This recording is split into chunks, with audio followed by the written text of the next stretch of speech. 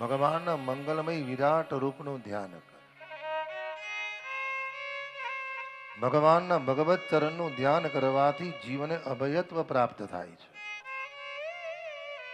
ભગવાનના કટિકમળનું ધ્યાન કરવાથી જીવાત્મા નરકાત્મક કર્મમાંથી મુક્ત થાય છે.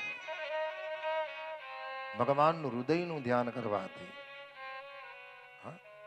ભાઈ ભગવાનના હૃદયનું ધ્યાન કરવાથી નિર્મલ મન જન સો મોહી પાવા મોય કપટ છલ છિદ્ર ન બાવા. નિર્મલ મન જન સો મોહી પાવા મોહી કપટ છલ છિદ્ર ન ભાવા. મોહ કપટ છલ છિદ્ર ન બાવા. મોહી કપટ છલ છિદ્ર ન ભાવા.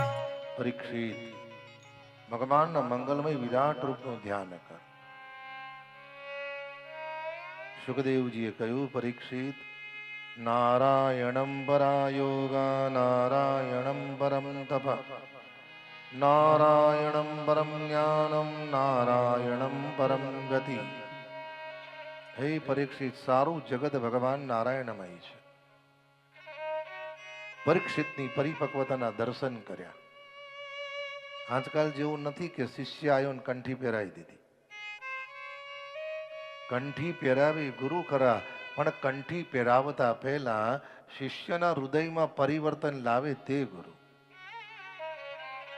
પહેલી ગુરુ માતા, બીજા ગુરુ પિતા, ત્રીજા ગુરુ તમે જેને સમર્પિત થાવ છો તે.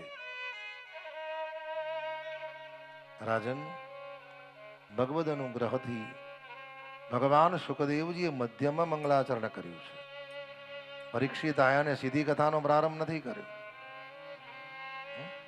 આપણે ઘણી વાર કહીએ ને, આવજો કથામાં, આવજો કથામાં, આવજો કથામાં. અમુક તો કે આમ ઈચ્છા નથી પણ છેલ્લે દિવસ જમવા જઈશું.